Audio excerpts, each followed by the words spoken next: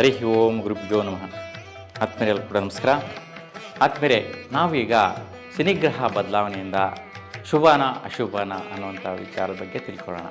ನೋಡಿ, ಶನಿಗ್ರಹ ಬದಲಾವಣೆ ಅಂದ ತಕ್ಷಣವೇ ಪ್ರತಿಯೊಬ್ಬರಿಗೂ ಕೂಡ ತುಂಬ ದೀರ್ಘವಾಗಿ ಯೋಚನೆ ಮಾಡುವಂತಹದ್ದು, ಶನಿಗ್ರಹ ಪ್ರಭಾವ ಯಾವ ರೀತಿ ಇರುತ್ತೆ ಅಂತ ತಿಳ್ಕೊಳ್ಳುವಂತಹ ಒಂದು ಕುತೂಹಲ ಎಲ್ರಿಗೂ ಇರುತ್ತೆ.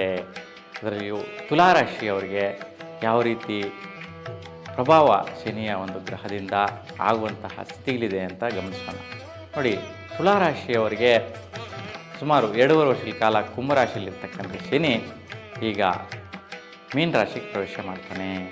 ನೋಡಿ, ಯಾವ ದಿನಾಂಕಕ್ಕೆ ಪ್ರವೇಶ ಮಾಡ್ತಾನೆ, ಎಷ್ಟು ಕಾಲ ಇರ್ತಾನೆ, ಯಾರಿಗೆಲ್ಲ ಈ ಒಂದು ಒಳ್ಳೆಯದಿದೆಯಾ ಕೆಡುಕಿದೆಯಾ ಅನ್ನುವಂತಹದ್ದು, ಮತ್ತು ಯಾವ ವಿಚಾರಗಳಲ್ಲಿ ಶನಿಯ ಪ್ರಭಾವ ಹೆಚ್ಚಿನ ಸ್ಥಿತಿಯಲ್ಲಿ ಪ್ರತಿಫಲಗಳು ಕೊಡುತ್ತೆ ಅನ್ನುವಂತಹದ್ದನ್ನು ತಿಳ್ಕೊಳ್ಳೋಣ. ನೋಡಿ, ತುಲಾರಾಶಿಗೆ ಮುಖ್ಯವಾಗಿ ನಿಮ್ಮ ರಾಶಾಧಿಪತಿ ಶುಕ್ರ. ನೋಡಿ, ನಿಮ್ಮ ರಾಶಾಧಿಪತಿ ಶುಕ್ರನಿಗೆ ಶನಿಗ್ರಹ ತುಂಬ ಶುಭವಾದಂಥ ಫಲ ಕೊಡ್ತಾನೆ. ಯಾಕಪ್ಪ ಅಂತಂದರೆ ಮಿತ್ರಗ್ರಹ. ಹಾಗಾಗಿ ಮಿತ್ರಗ್ರಹ ಆಗಿರೋದ್ರಿಂದ ಮಿತ್ರನ ರೀತಿಯಲ್ಲಿ ಶುಭ ಫಲಗಳನ್ನು ಕೊಡುವಂತಹ ಶ್ರೇಷ್ಠವಾದಂತಹ ಸ್ಥಿತಿ ಶನಿಯಿಂದ ಲಭಿಸುತ್ತೆ. ಹಾಗೆ ಯಾವ ದಿನಾಂಕಕ್ಕೆ ಯಾವ ರಾಶಿಗೆ ಹೋಗ್ತಾ ಇದ್ದಾನೆ ಶನಿ ಅಂತಂದರೆ, ನೋಡಿ, ಕುಂಭ ರಾಶಿಯಿಂದ ಮೀನ ರಾಶಿಗೆ ಸಂಚಾರ ಮಾಡ್ತಾನೆ. ಮೀನ ರಾಶಿಯಲ್ಲಿ 2.5 ವರ್ಷಗಳ ಕಾಲ ಇರ್ತಾನೆ. ಯಾವ ದಿನಾಂಕದಿಂದ ಅಂತಂದರೆ, ನೋಡಿ, ದಿನಾಂಕ 29 ಮಾರ್ಚ್ 2025ರಿಂದ ದಿನಾಂಕ 2 ಜೂನ್ 2027ರವರೆಗೂ. ತದನಂತರ ದಿನಾಂಕ 21 ಅಕ್ಟೋಬರ್ 2027ರಿಂದ ದಿನಾಂಕ 22 ಫೆಬ್ರವರಿ 2028ರವರೆಗೆ. ಈ ಎರಡೂ ಸಮಯದಲ್ಲಿ 2.5 ವರ್ಷಗಳ ಕಾಲ ನಿಮ್ಮ ರಾಶಿಯಿಂದ ಷಷ್ಠಮ ಸ್ಥಾನದಲ್ಲಿ ಅಂದರೆ 6ನೇ ಮನೆಯಲ್ಲಿ ಸಂಚಾರ ಮಾಡ್ತಾ ಇರ್ತಾನೆ. ಅಂದರೆ 30 ಡಿಗ್ರಿಗಳ ಕಾಲ ಸಂಚಾರ ಮಾಡುವಂತಹ ಸಂಚಾರ ಸ್ಥಿತಿ ಇರುತ್ತೆ. ಆ 30 ಡಿಗ್ರಿಗಳು ದಾಟಬೇಕು ಅಂತಂದರೆ 2.5 ವರ್ಷಗಳ ಕಾಲ ತಗೊತಾನೆ. ಶನಿಗ್ರಹ ಮೀನ ರಾಶಿಯಲ್ಲಿ ಇರ್ತಾನೆ. ಹಾಗೆ ನಿಮ್ಮ ರಾಶಿಯವರಿಗೆ ಯಾರಿಗೆಲ್ಲ ಈ ಒಂದು ಫಲಾಫಲಗಳು ಸಿಗತ್ತೆ ಅಂತ ನೋಡಿದ್ರೆ, ಬಹುಮುಖ್ಯವಾಗಿ ಯಾರೆಲ್ಲ ಚಲನಚಿತ್ರ ಮಾಧ್ಯಮದಲ್ಲಿ ಕೆಲಸ ನಿರ್ವಹಿಸ್ತಾ ಇರ್ತೀರಾ ಅಂತಹವರಿಗೆ, ಮತ್ತು ಒಂದು ಬಂಗಾರದ ಒಂದು ವ್ಯಾಪಾರ ಮಾಡ್ತಾ ಇರ್ತಕ್ಕಂಥವ್ರಿಗೆ, ಮತ್ತು ಬಂಗಾರದ ಕುಶಲ ಕಾರ್ಮಿಕರಿಗೆ ವಿಶೇಷವಾಗಿ ಹೆಚ್ಚಿನ ಫಲಗಳು ಕೊಡುವಂತಹದ್ದು, ಮತ್ತು ಯಾರೆಲ್ಲ ತುಲಾರಾಶಿಯಲ್ಲಿರ್ತಕ್ಕಂತಹ ಸ್ತ್ರೀಯರಿದ್ದಾರೆ ಅವರಿಗೆ ಸಿಗುವಂತಹ ಫಲಾಫಲಗಳು ಶ್ರೇಷ್ಠವಾದಂತಹ ಸ್ಥಿತಿ ಇರುತ್ತೆ. ಮತ್ತು ಫೈನಾನ್ಸ್ ನಡೆಸ್ತಾ ಇರ್ತಕ್ಕಂತಹ ಅವರಿಗೆ ವಿಶೇಷವಾಗಿ ಶ್ರೇಷ್ಠ ಫಲ ಸಿಗುವಂತಹದ್ದು.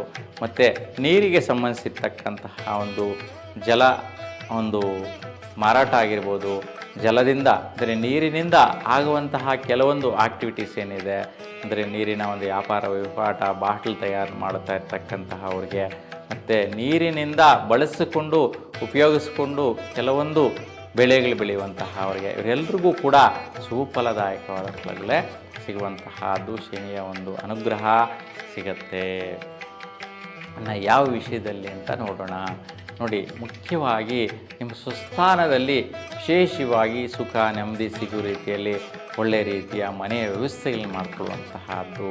ನೋಡಿ, ಕೆಲವರೆಲ್ಲ ಈಗ ತುಲಾರಾಶಿಯವರು ಎಲ್ಲೋ ಸಿಟಿನಲ್ಲಿರ್ತಾರೆ, ದೂರ ಪ್ರದೇಶದಲ್ಲಿ ಅವ್ರದ್ದೇ ಆದಂತಹ ಒಂದು ಎಸ್ಟೇಟ್ ಇರುತ್ತೆ.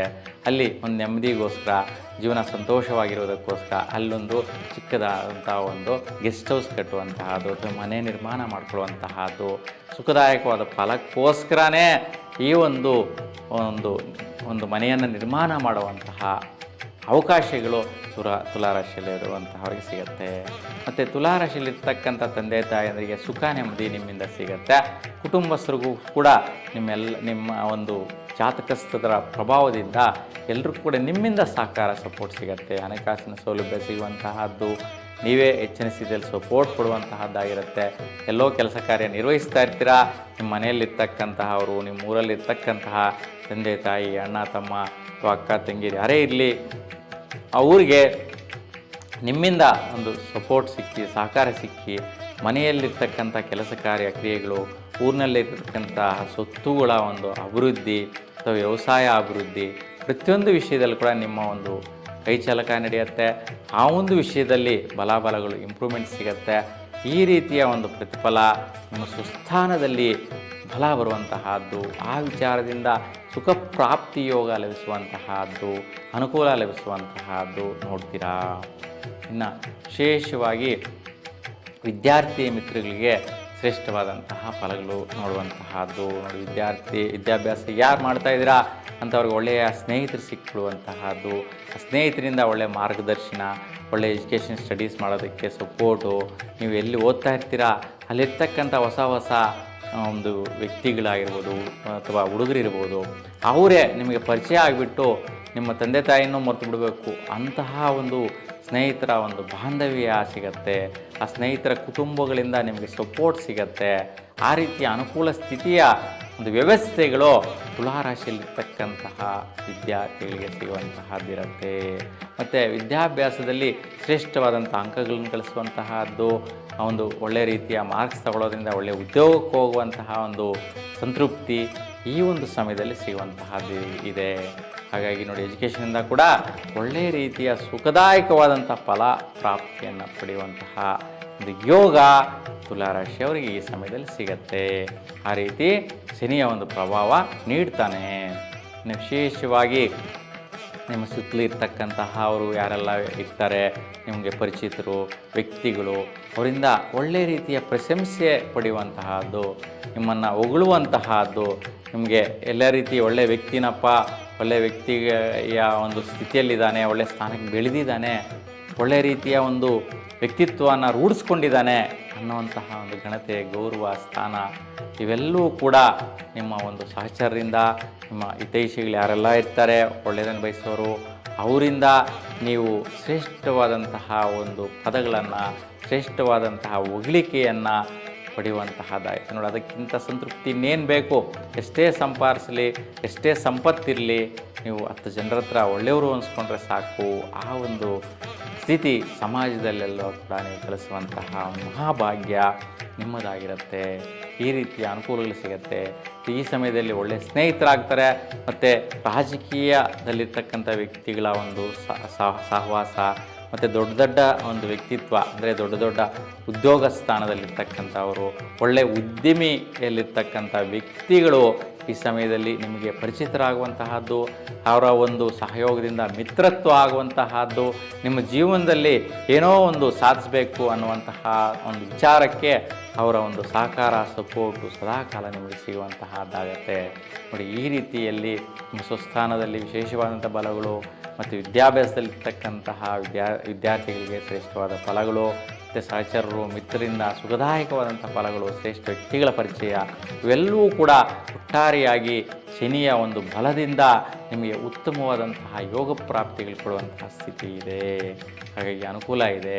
ಹಾಗಾಗಿ ನಿಮ್ಮ ಸ್ವ ಜಾತಕಗಳಲ್ಲಿ, ಅಂದರೆ ನಿಮ್ಮದೇ ಆದಂತಹ ಜಾತಕಗಳಲ್ಲಿ ಶನಿ ಇದೇ ಸ್ಥಾನಗಳಲ್ಲೇನಾದರೂ ಇದ್ದರೆ, ಮೀನರಾಶಿಯಲ್ಲಿದ್ದರೆ ಈ ಒಂದು ಸಮಯದಲ್ಲಿ ಫಲ ಕೊಡುತ್ತೆ. ಜೊತೆಗೆ ಶುಕ್ರನ ಸ್ಥಾನ ಕೂಡ ಇಂಪಾರ್ಟೆಂಟ್ ಆಗಿರುತ್ತೆ. ನಿಮ್ಮ ಸ್ವಸ್ಥಾನದಲ್ಲಾಗಿರ್ಬೋದು ಅಥವಾ ಭಾಗ್ಯಸ್ಥಾನದಲ್ಲಾಗಿರ್ಬೋದು. ಮೀನರಾಶಿಯಲ್ಲೇ ಇದ್ದರೆ ಶನಿ ಮತ್ತು ಶುಕ್ರ ಉಚ್ಚಸ್ಥಾನ ಆಗಿರೋದ್ರಿಂದ ಶುಕ್ರನಿಗೆ ನಿಮಗೆ ಶ್ರೇಷ್ಠವಾದಂತಹ ಜೀವನ, ಸುಖ, ನೆಮ್ಮದಿ, ಸಂಪತ್ತು, ಐಶ್ವರ್ಯ ಇವೆಲ್ಲವೂ ಕೂಡ ಸಿಗತ್ತೆ. ಹಾಗೆ ನಿಮ್ಮ ಜಾತಕಗಳನ್ನು ಕೂಡ ಪರಿಶೀಲಿಸಿ ನೋಡೋದು ತುಂಬ ಮುಖ್ಯವಾಗಿರುತ್ತೆ. ಹಾಗೆ ಈ ಎಲ್ಲ ಅಂಶಗಳು ಈ ಒಂದು ಯಾರ ಜಾತಕಸ್ಥರಲ್ಲಿ ಶನಿ ಈ ಒಂದು ಮೀನರಾಶಿಯಲ್ಲಿ ಇದ್ದರೆ ಈ ಒಂದು ಫಲಗಳು ಶ್ರೇಷ್ಠವಾಗಿ ಅನ್ವಯಿಸುತ್ತೆ. ಮತ್ತು ಷಷ್ಠಾಷ್ಟಮ ವ್ಯಯಸ್ಥಾನದಲ್ಲಿ ಈ ಒಂದು ಶನಿ ಇಲ್ಲದಿದ್ದ ಪಕ್ಷದಲ್ಲಿ ಈ ಎಲ್ಲ ಅಂಶಗಳು ಕೂಡ ನಿಮಗೆ ಸುಖದಾಯಕವಾದ ಫಲನೇ ಕೊಡುವಂತಹದ್ದಿರುತ್ತೆ. ಒಟ್ಟಾರೆಯಾಗಿ ಶನಿಗ್ರಹದ ಅನುಗ್ರಹ ಮತ್ತು ನಿಮ್ಮ ಒಂದು ಇಷ್ಟದೇವರ ಅನುಗ್ರಹ ಸದಾಕಾಲ ನಿಮ್ಮ ಮೇಲೆ ಇರಲಿ ಅಂತ ಭಗವಂತನಲ್ಲಿ ಪ್ರಾರ್ಥಿಸ್ತಾ ನಿಮಗೆಲ್ಲರಿಗೂ ಕೂಡ ಶುಭವಾಗಲಿ. ನಮಸ್ಕಾರ.